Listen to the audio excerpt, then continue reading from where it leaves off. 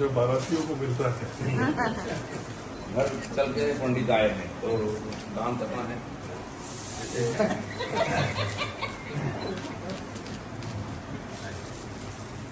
কোথায় গেল সঞ্জীবকে পাঠিয়ে দিচ্ছে না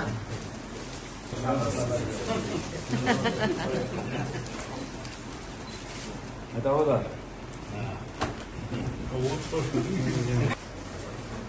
के থাকলো যদি না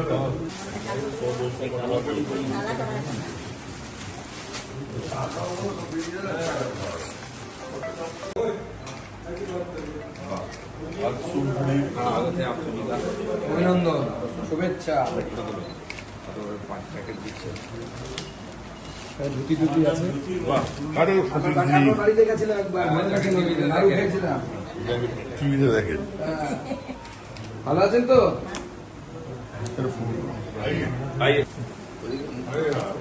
আসল লোক वो फिर जो काम की बात करोगे तो मैं यहाँ बैठे किधर आता है ये थोड़ा पहले यहाँ तो रास्ता उस्ता भी था नहीं तो मैं पहले आया था अभी तो 2-3 साल में तो बना ये गाँव अब पूरा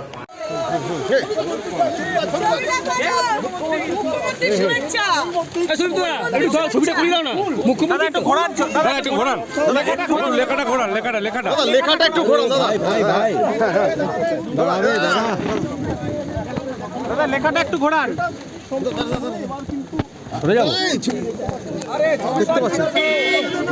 এটা ফুলটা কোথা থেকে আসছে? একটু লেখাটা দেখান না। দাদা ফুলটা কোথা থেকে? দাদা একটু ঘুরে আছে। এই সন্দীপ দাদা একটু এদিকে ঘোরান, এদিকে ঘোরান না দাদা। দাদা একটু এদিকে ঘোরান না। দাদা দাদা দাদা দাদা দাদা একটু এদিকে ঘোরান। দাদা কে পাঠিয়েছেন ফুল? দাদা কে পাঠিয়েছে একটু বলুন। দাদা কে পাঠিয়েছেন ফুল? দাদা কে পাঠিয়েছেন ফুল? দাদা এটা কি নবান্ন থেকে আসছে? ওই সামনের কাগজটা ধরতে হবে।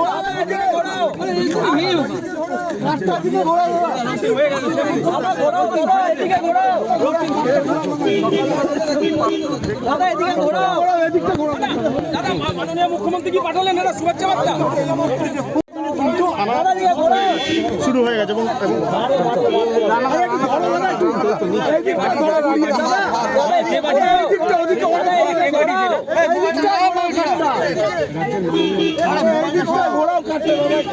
দাদা কাঠটা এদিকে দিন না একটু।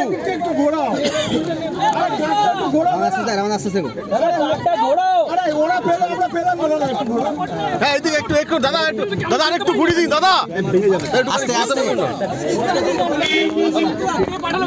একটু ঘোরান না দাদা, দাদা একটু ঘোরান না দাদা, একটু কাঠটা ঘুরিয়ে দিন দাদা, একটু কাঠটা ঘোরান দাদা, একটু এদিকে কাঠটা ঘোরান না দাদা।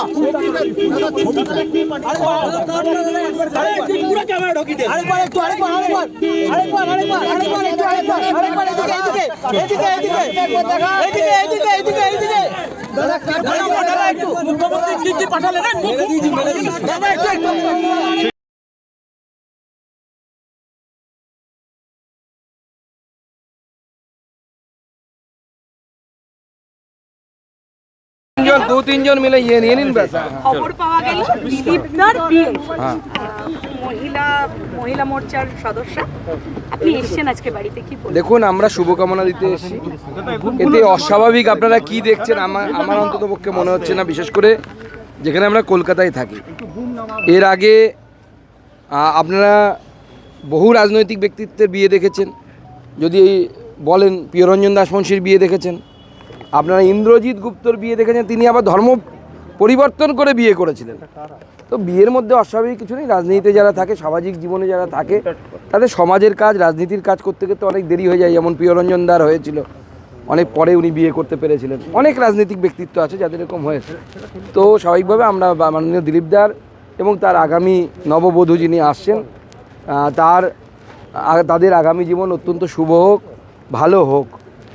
সবারই জীবনে এটা ব্যক্তিগত ব্যাপার, এটা ব্যক্তিগত পরিসর। আমার সেই জন্য মনে হয় ব্যক্তিগত পরিসরে কারো বেশি না ঢোকাই ভালো। আমরা পার্টির তরফ থেকে শুভেচ্ছা দিয়েছি, জানিয়েছি, এবং তাদের আগামী জীবন সুন্দর হোক, সুখী হোক, এটা আমাদের কামনা। ঈশ্বর শুভ লগ্নে আপনি উপস্থিত থাকবেন। বিয়েটা একদমই ঘরোয়াভাবে হচ্ছে, উনি যেটা আমাদেরকে জানিয়েছেন। আজকে সন্ধ্যাবেলায় সম্ভবত বিয়ে, আমরা শুভকামনা দিতে গেছিলাম, শুভকামনা হয়ে গেছে। বিয়েতে আমাদের থাকা সম্ভব হবে না। আমি নিজে বালুঘাট চলে যাচ্ছি আজকে, গোটা দিন বৈঠকের পর আমার নিজের এলাকায় যাওয়ার বিষয় আছে। তো যারা থাকবে তারা এক দুজন খুবই ক্লোজ যারা, তারাই আসবেন। কিন্তু সংঘের প্রচারক দিলীপ দা সেই জায়গায় না, এখানে আপনাদের ভুল হচ্ছে। সংঘের প্রচারককে যখন রাজনীতিতে পাঠানো হয়, অর্থাৎ নেতা করে পাঠানো হয়, সঙ্গে দু টাইপের প্রচারক আসে। একদল নেতা হয়ে আসে, একদল সংগঠন মন্ত্রী হয়ে আসে। সংগঠন মন্ত্রী হয়ে যারা আসেন তারা প্রচারক থাকেন, কিন্তু নেতা হিসেবে যাদেরকে পাঠানো হয়, অর্থাৎ সভাপতি, জেনারেল সেক্রেটারি, এই সমস্ত পদে যারা থাকে, জেনারেল সেক্রেটারি অর্গানাইজেশন, তারা কিন্তু প্রচারক থাকেন না। প্রচারক থেকে তাদেরকে নিবৃত্তি দেওয়া হয়। উদাহরণস্বরূপ অটল বিহারী বাজপেয়ী এবং লালকৃষ্ণ আডবাণীর উদাহরণটা আমি বিশেষ করে রাখবো, কারণ উনি বিবাহিত ছিলেন, সেই জন্য। লালকৃষ্ণ আডবাণী প্রথম জীবনে সংঘের প্রচারক ছিলেন, আরএসএসের প্রচারক ছিলেন। পরবর্তী সময় তিনি রাজনৈতিক ক্ষেত্রে আসেন এবং প্রচারক জীবন থেকে মুক্তি লাভ করে তিনি বৈবাহিক জীবনে, সাংসারিক জীবনে ঢোকেন। এটা সংঘের সিস্টেম। সংঘের বহু প্রচারক আছেন যারা প্রচারক থেকেছেন, তারপরে তারা সাংসারিক জীবনে প্রবেশ করেছেন। উদাহরণস্বরূপ আমার এপিএস অজয় সরকার, সেও সংঘের প্রচারক ছিলেন এক সময়, পরবর্তীকালে পারিবারিক জীবনে প্রবেশ করেছেন। আজকে কারা এলেন সুকান্ত দা আপনারা এখনো পর্যন্ত?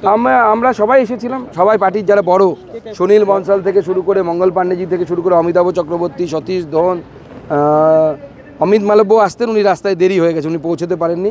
এরকম যত আমরা নেতৃত্ব, আমি, জ্যোতির্ময় সিং মাহাতো, লকেট চ্যাটার্জি, সবাই আমরা যারা নেতৃত্ব, আমরা এসে সবার নামই বললাম, কেউ মিস করিনি। আসলে 26 লোকসভা ভোটে দিলীপ ঘোষের পরাজয়, তার পরের বছরই এই সিদ্ধান্ত, স্বাভাবিকভাবেই রাজনৈতিক মহলে একটা জল্পনা উঠছে, তবে কি তাহলে সাংসারিক জীবনে চলে যাবেন, রাজনীতি থেকে অবসর নেবেন? দেখুন, এটা তো দিলীপদার ব্যক্তিগত সিদ্ধান্তের উপর নির্ভর করবে।